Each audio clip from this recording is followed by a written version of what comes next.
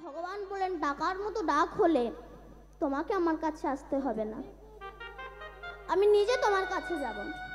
কেমন না? অম্বরীশ রাজা ইনি কৃষ্ণ ব্যতিরিক্ত কিছু জানতেন না। একদিন ভগবান পরীক্ষা করার জন্য ইন্দ্ররূপে অম্বরীশ রাজার সামনে এসেছে। অম্বরীশ, কি দেবরাজ ইন্দ্র, আসুন আসুন বসুন। বলে আমরা বসবো না, আমি বসবো না, আমার কাছে কিছু বর চাও। অম্বরীশ বলছে বর চাইতে হলে আমি আপনার কাছে চাইবো কেন? বর চাইতে হলে আমি তার কাছে চাইবো, তোমার কাছে চাইবো কেন? ইন্দ্র বলে অম্বরীশ, সবাই আমার কাছে বর চাই, আর আমি তোমাকে বর দিতে এসেছি যেচে তুমি আমার কাছে বর চাইলে না। জানো আমি কি করতে পারি? আমি তোমার মাথায় বজ্র ফেলতে পারি। তখন অম্বরীশ বলছে আমি তো সেই ছোট থেকে দেহ মনোপ্রাণ তার চরণে অর্পণ করেছি, দেহ যদি তার হয় মাথা তো আমার নয়। রাধে রাধে। বজ্র পড়লে তার মাথায় পড়বে, আমার কিচ্ছু হবে না। তখন আমার গোবিন্দ ওপরে উঠে গেলেন, ওপরে উঠে নিজ মূর্তি ধারণ করলেন। তখন অম্বরীশ চেয়ে দেখলেন হাতে বাঁশি, মুখে হাসি, ছোট্ট কৃষ্ণ গুড়গুড় করে হেঁটে যাচ্ছে।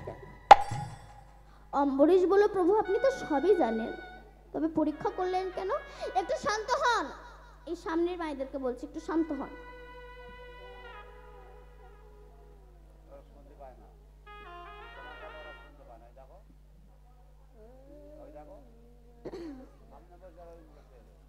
বলছে বলো বলো তুমি কেন আমাকে পরীক্ষা করলে? তখন ভগবান বলছে অম্বরীশ আমি জগৎকে দেখালাম দাগ যদি সঠিক হয় তোমাকে আমার কাছে আসতে হবে না, আমি নিজেই তোমার কাছে আসবে। তাই দেখো তুমি যে আমাকে ভক্তি ভরে ডাকলে, তাই তোমাকে আমার কাছে যাওয়া লাগলো না, আমি নিজে স্বয়ং তোমার কাছে দরবারে এসে উপস্থিত হয়েছি। এই অম্বরীশের একটা কন্যা ছিল, সে তখন গোবিন্দের কাছে প্রার্থনা করেছিল হে প্রভু আমি আপনাকে স্বামী রূপে পেতে চাই। কেন? ইহ জগতের স্বামীরা স্বামী না, এরা হচ্ছে আসামি। কেন না? যে স্বামী স্ত্রীকে জগৎ স্বামীর কাছে পৌঁছে না দিতে পারে সে আসামি ছাড়া স্বামী হতে পারে না। তাই ইহ জগতের স্বামীকে আমি বিবাহ করতে চাই না, আমি তোমাকে পতিরূপে গ্রহণ করতে চাই। ভগবান বলে তথাস্তু। আস্তে যখন অম্বরীশের কন্যার বিবাহ হবে স্বয়ংবর সভা ডাকা হয়েছে। মানে স্বয়ংবর সভা বলতে সেখানে 20-25টা পুরুষ বসে থাকতো, তার মধ্যে যাকে পছন্দ হতো তার গলায় গিয়ে মালা দিত। এখন সেই স্বয়ংবর সভাতে নারদ আর পর্বত গিয়েছে। নারদ মনে মনে ভাবছে যেন অম্বরীশের কন্যা আমার গলায় মালা দেয়, আর পর্বত ভাবছে যেন আমার গলায় মালা দেয়। এরা দুজনে এটাই ভাবছে। তখন নারদ মনে মনে ভাবছে আমি এক কাজ করব, ভগবানের কাছে গিয়ে বলবো যেন আমাকে অম্বরীশের কন্যা বিয়ে দেয়। আর পর্বত ভাবছে আমিও ভগবানের কাছে গিয়ে চাইবো যেন অম্বরীশের কন্যা আমার বউ হয়। ব্যাস, আজকে স্বয়ংবর হবে না, কালকে হবে। ব্যাস, তখন নারদ রামের কাছে গিয়ে বলছে, ভগবান বিষ্ণুর কাছে গিয়ে বলছে হে প্রভু যেন অম্বরীশের কন্যা আমার গলায় মালা দেয়। আমার গলা ছিল জন্য পর্বতের গলায় মালা দেয় নাই। আপনি এক কাজ করবেন, পর্বতের মুখটা আপনি বানরের মতো মুখ করে দেন। ভগবান বলে তথাস্তু। নারদ চলে গেছে। কিছুক্ষণ পর পর্বত এসে বলছে প্রভু যেন অম্বরীশের কন্যা আমার গলায় মালা দেয়, আপনি নারদের মুখটা হনুমানের মতো মুখ করে দেন। রাধে রাধে। এর মুখ বানরের মতো মুখ, ওর মুখ হনুমানের মতো মুখ। আয়না তো তখন ছিল না, আয়না তো নাই, কেউ তো মুখ দেখতে পাচ্ছে না, তখন তো আয়না ছিল না, আয়না ছিল না তো তখন। এবার স্বয়ংবর সবাই এসে বসেছে, এ ওকে দেখে হাসে, ও একে দেখে হাসে। তখন পর্বত নারদকে দেখে বললে হনুমান কোথাকার, আর নারদ পর্বতকে দেখে বলে বাঁদর কোথাকার। দেখতে তো পাচ্ছে না দুজন দুজনের মুখ। সেই স্বয়ংবর সভায় আমার ভগবান বিষ্ণু গিয়ে উপস্থিত হয়েছে। আর অম্বরীশের কন্যা মালাটা নিয়ে আমার গোবিন্দের গলায় দিয়েছে। হরি বল। তখন নারদার পর্বত এসে বলছে, প্রভু তুমি এ কি করলে? আমাদের বউটাকে তুমি নিয়ে নিলে। তবে প্রভু শোনো, তুমি এই যে বানর আর হনুমানের মুখ করে দিয়ে যখন তুমি আমাদের বউটাকে তুমি নিজের করে নিলে, যখন তুমি ত্রেতা যুগে তোমার সীতাকে হারিয়ে হাসিতা হাসিতা বলে কাঁদবে,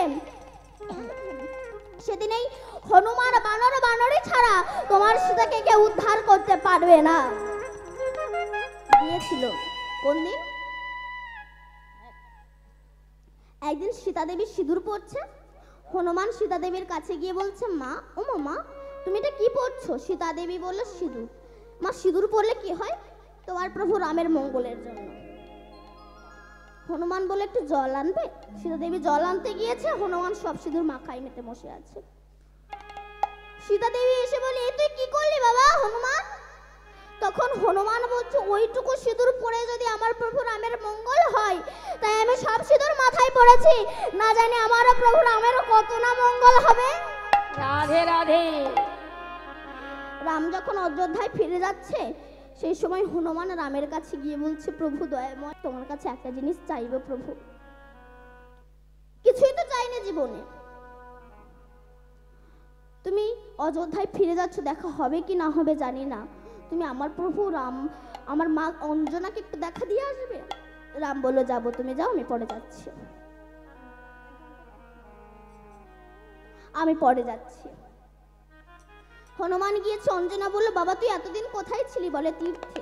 মিথ্যা বলেনি, রামের চরণই তো হচ্ছে তীর্থ, আমাকে একটু তীর্থের কাছে নিয়ে যাবি না? মা তোমাকে তীর্থের কাছে যেতে হবে না, তীর্থ নিজে আসবে তোমার কাছে। রামচন্দ্র এসে দাঁড়িয়েছে। অঞ্জনা বলছে, প্রভু আমার মতো অধমের ডাকে এসেছো প্রভু, দাঁড়াও না, তোমার ওই ভুবন মঙ্গলটা রূপটা আমি দর্শন করে নি। রামচন্দ্রের বদন দর্শন করেছে। রামচন্দ্র বলল, মা তুমি তো আমার কাছে চাইলে, আমি কিছু তোমার কাছে চাই? আমি একটু তোমাকে প্রণাম করব। কেন বাবা?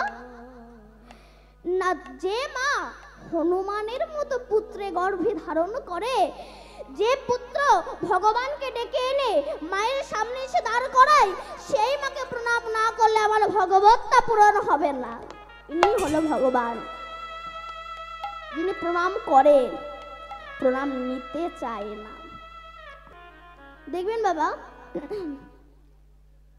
ভগবান বলে, আমি তোদেরকে কষ্ট দিই না রে, দুঃখ দিই না, কারণ তোমরা আমার সন্তান। সত্যি তো বাবা,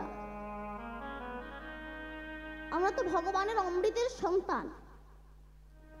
একদিন গুরু বৃহস্পতি ইন্দ্রের কাছে এসেছে। ইন্দ্র তখন দাসীদেরকে নিয়ে খেলা করছে। গুরু বৃহস্পতি এসে দাঁড়িয়েছে, সম্মান দিল না, গুরুদেবকে দেখে সম্মান দিল না। গুরুদেব বৃহস্পতি বলে, ইন্দ্র আমি তোমার বাড়িতে এলাম, তুমি আমাকে বসতে দিলে না, অপমান করলে, অভিশাপ দিচ্ছে তুমি শুয়োর কুলে জন্মগ্রহণ করবে।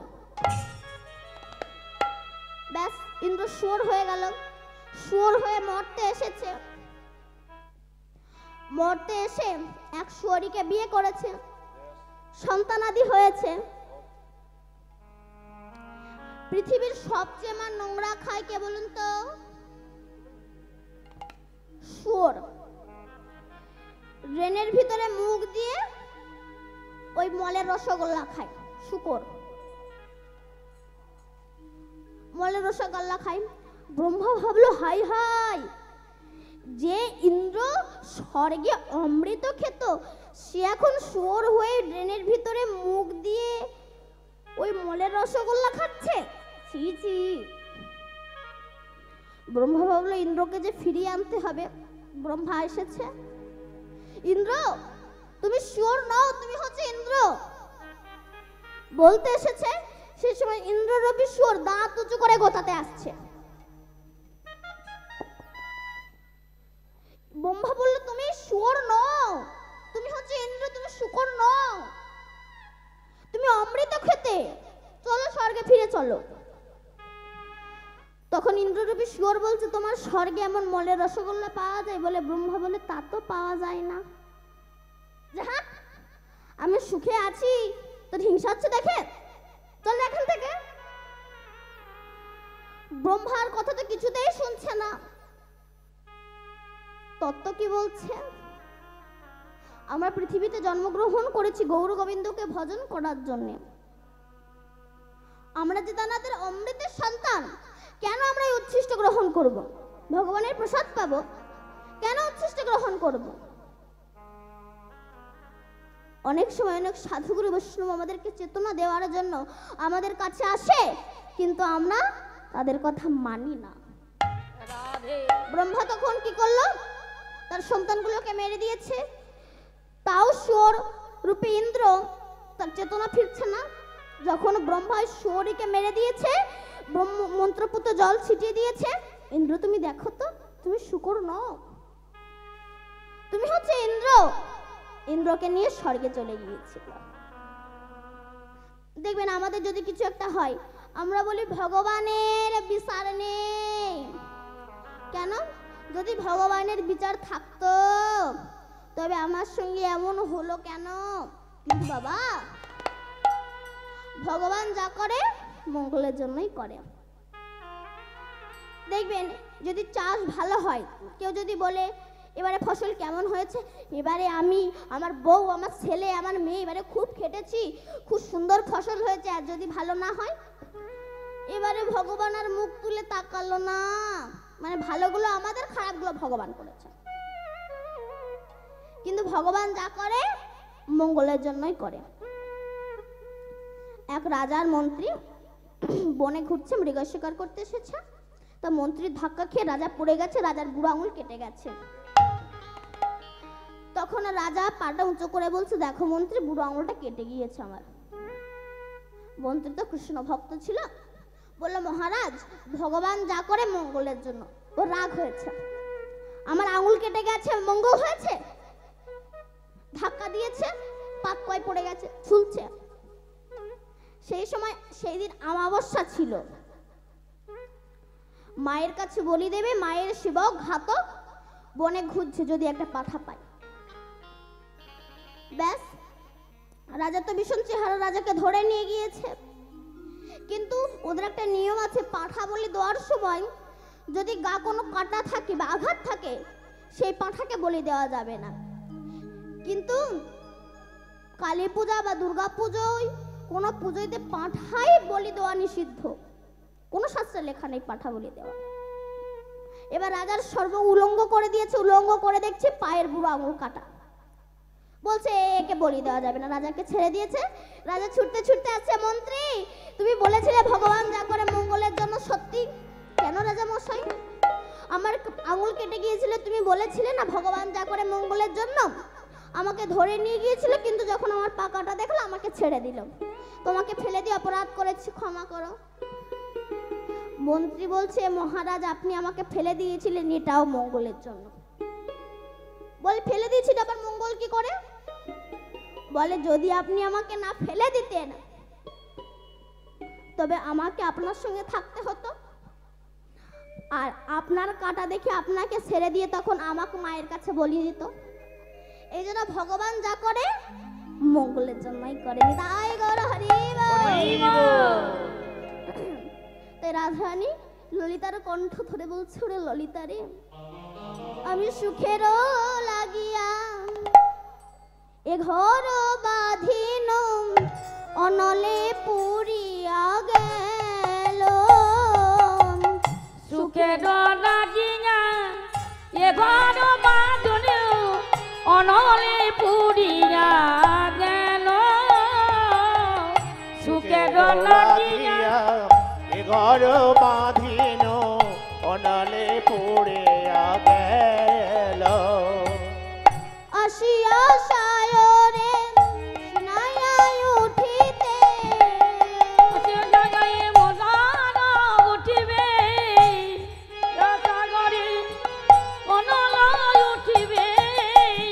অমিয় সায়রে সিনায়ায় উঠিতে, অনল সাগরে সিনালয় উঠিবে। অমিয় সায়রে সিনায়ায় উঠিতে, সকলে গরল ভেলো সকলি গরল ভেল।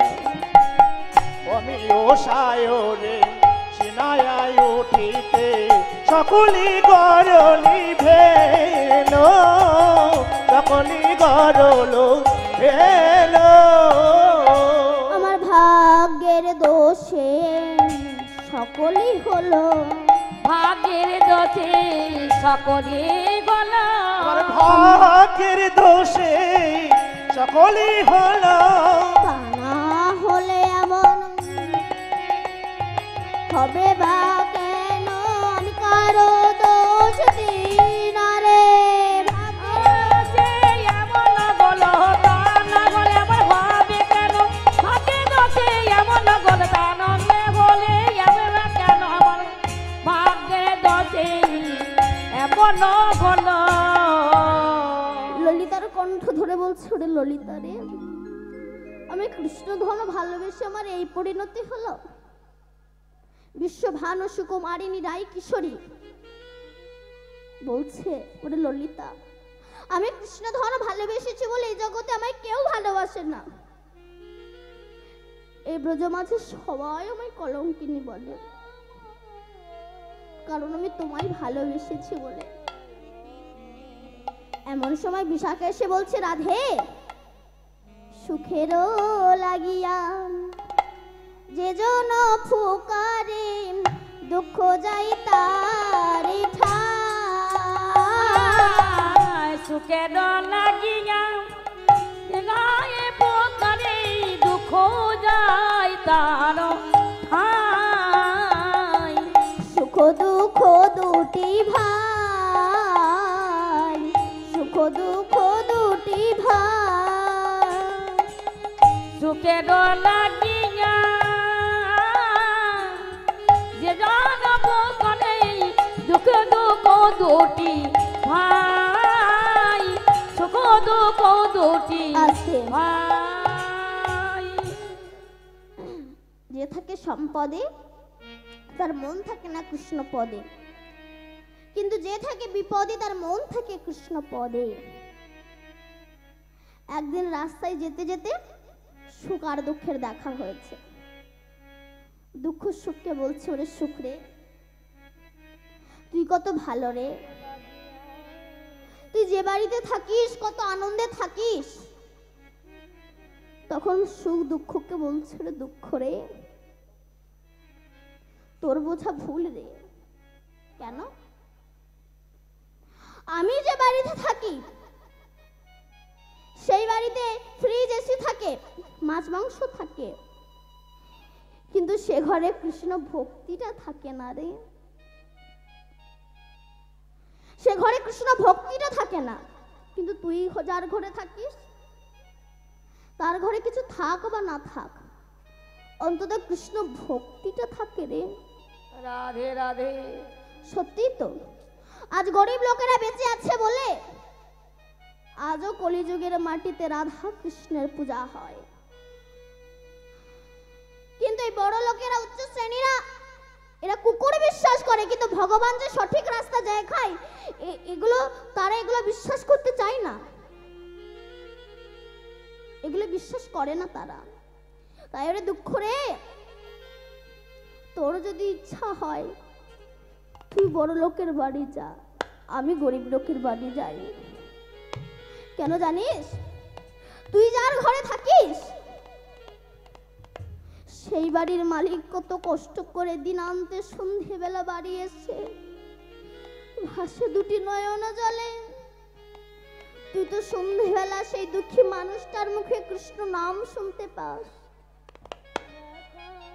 কিন্তু আমি দুঃখী নয়, সুখী বটে, কিন্তু আমার ভাগ্যে তো নাম শোনা হয় না। রাধে রাধে। তাই যে থাকে সম্পদে তার মন থাকে না কৃষ্ণ পদে, কিন্তু যে থাকে বিপদে তার মন থাকে কৃষ্ণ পদে। তাই গৌর হরে বল। তাই এমন সময় বৃন্দে এসে বলছে, রাধে,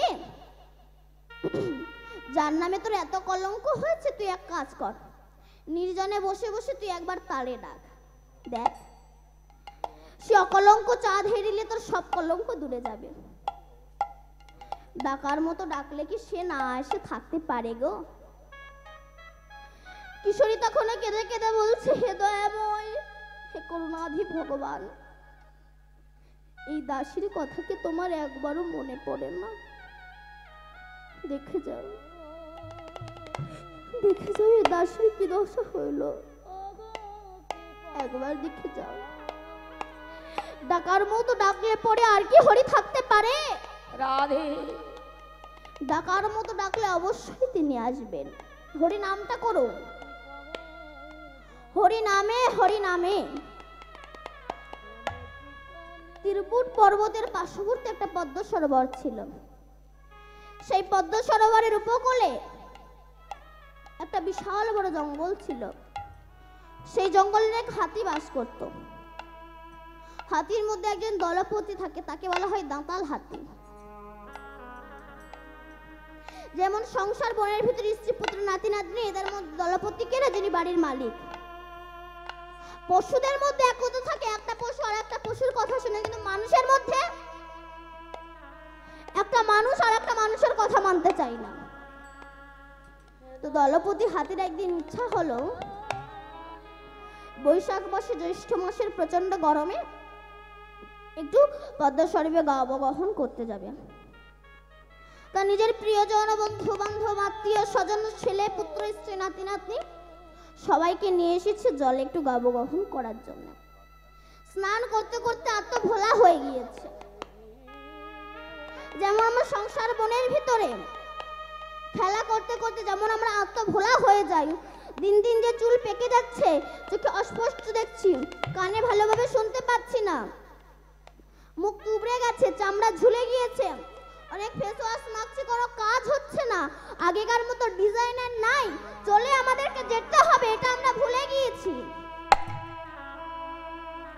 তাই হাতিটাও তার স্ত্রী পুত্র এদের সঙ্গে খেলা করতে করতে আত্মভোলা হয়ে গিয়েছে।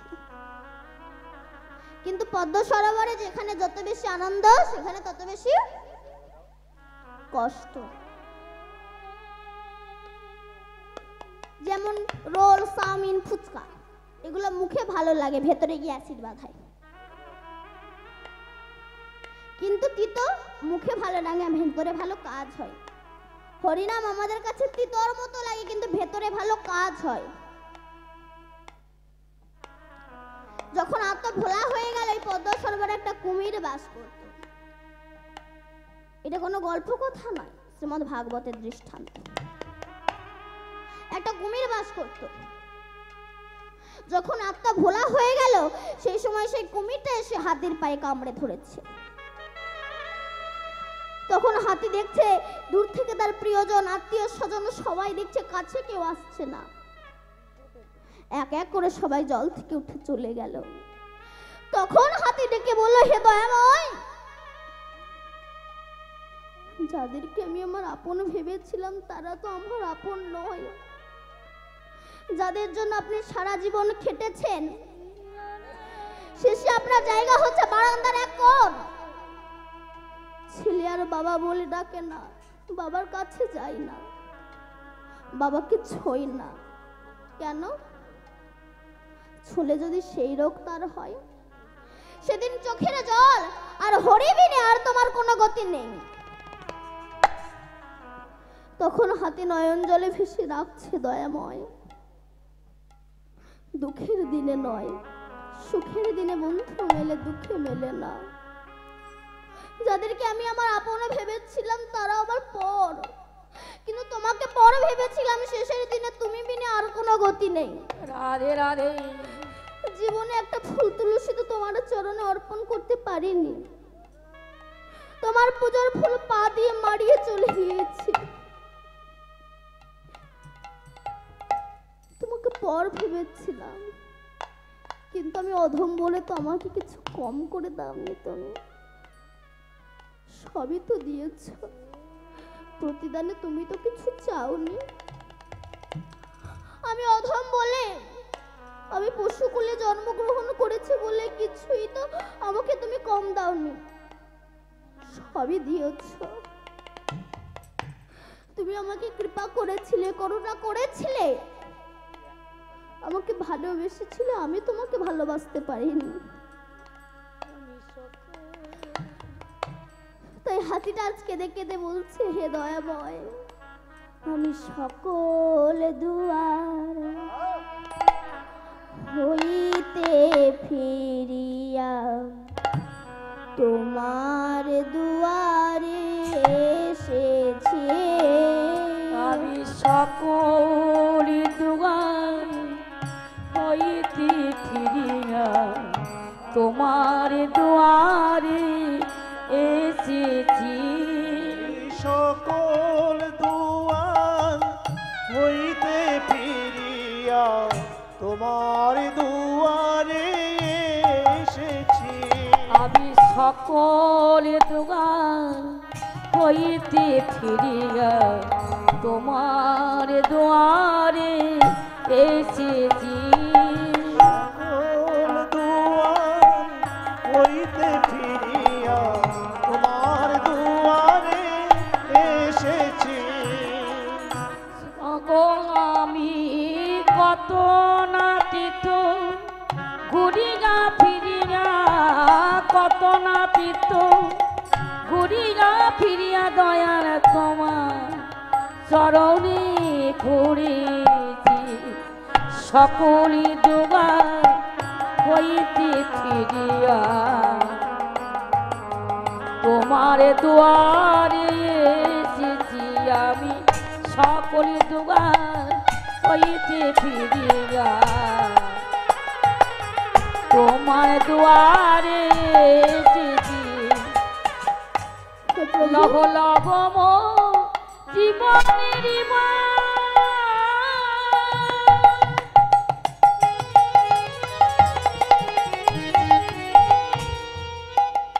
আমার প্রাণের ঠাকুর গোবিন্দ আমার।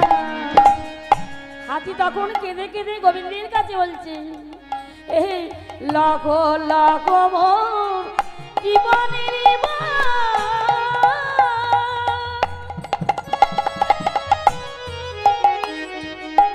প্রাণে ঠাকুর গোবিন্দ আমার।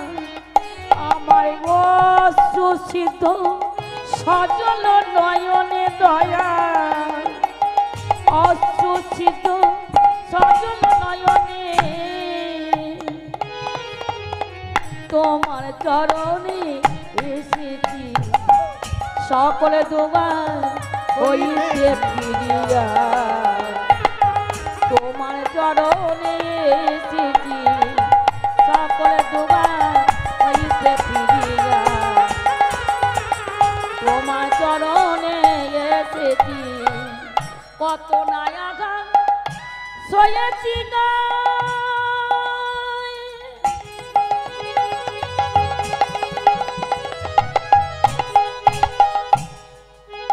আমার কত না কাটা বিজেতে পায়, কত না আঘাত সয়েছি গা,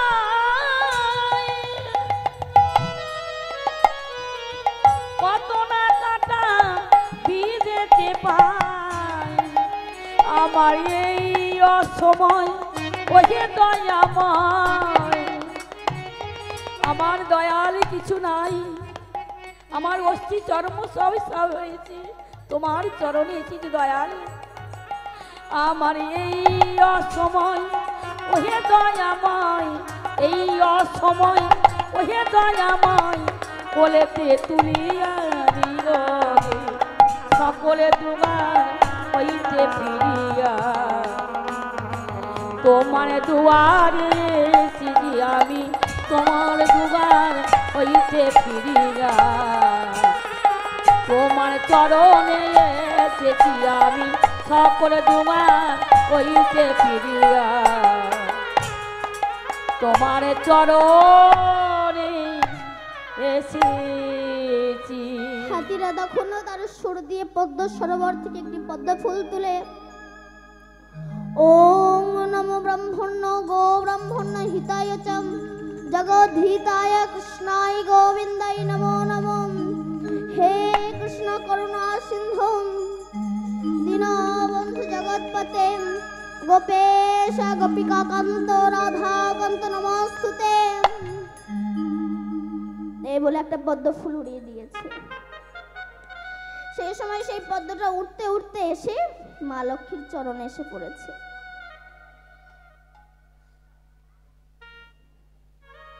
যেই না মা লক্ষ্মীর চরণে এসে পড়েছে পদ্ম ফুলটা, মা লক্ষ্মী পদ্ম ফুলটা তুলে দেখছে পদ্মের প্রতিটি দলে দলে জল। লক্ষ্মী বলে, প্রভু এই পদ্ম কোথা থেকে এসেছে? নারায়ণ বলে, মর্তধামে আমার এক ভক্ত হাতি তাকে কুমিরে ধরেছে। শেষের দিনে আমি ছাড়া তার আর গতি নেই, কারণ আমি তো দয়াল, আমি তো তার পিতা, আমি তো তার মাতা। এ জগতে যত পিতা মাতা আছে সবাই মিথ্যা, এরা দুদিনের পিতা মাতা, কিন্তু তিনিই হচ্ছেন আমার আপন। আমি তো করুণা করি তাদেরকে, তাই সে আমায় ডাকছে। লক্ষ্মী বলল, প্রভু তুমি এক কাজ করো, তুমি যাও তাকে কৃপা করো। লক্ষ্মী,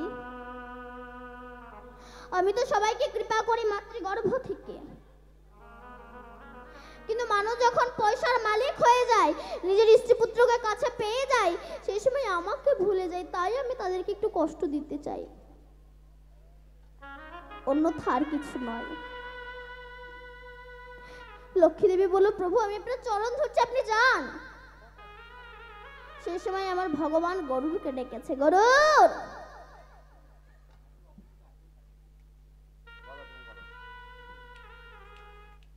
গরুর তুমি শোনো। গরুর এসেছে, গরুরের পিঠে উঠে গোবিন্দ বলছে, চলো চলো, আমার ভক্ত বিপদে পড়েছে, তাকে রক্ষা করতে হবে, তুমি দ্রুত গতি চলো, দ্রুত গতি চলো। গরুর তখন মনে মনে ভাবছে, প্রভু বলছে, প্রভু যদি অত তাড়াতাড়ি যাওয়ার ইচ্ছা হয় তুমি যা, আমি যেতে পারবো না। এই হলো অহংকার। অনেক ছেলে মেয়ে মনে মনে বলে, আমি ছাড়া আমার বাবা মা চলতে পারে না। ভুল, তুমি ছাড়া বাবা মা চলতে পারো না, তুমি বাবা মাকে ছাড়া চলতে পারো না, বাবা মা তোমাকে ছাড়া নয়,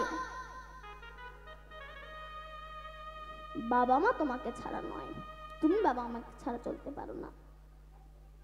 গরুর মনে মনে ভাবছে, আমি ছাড়া ভগবান চলতে পারে না, আর এটাই হচ্ছে আমাদের অহংকার। আমরা ভাবি আমরা চালাই, কিন্তু ভুল, তুমি চালানোর মালিক নাও, তিনি চালাই তাই তুমি চলো। গরুর বলো, প্রভু যদি অত তাড়াতাড়ি যাওয়ার ইচ্ছে হয় তুমি যা, আমি যেতে পারবো না। ভগবান মনে মনে ভাবলো, গরুরের অহংকার হয়েছে, তার যে অহংকার চূর্ণ করতে হবে।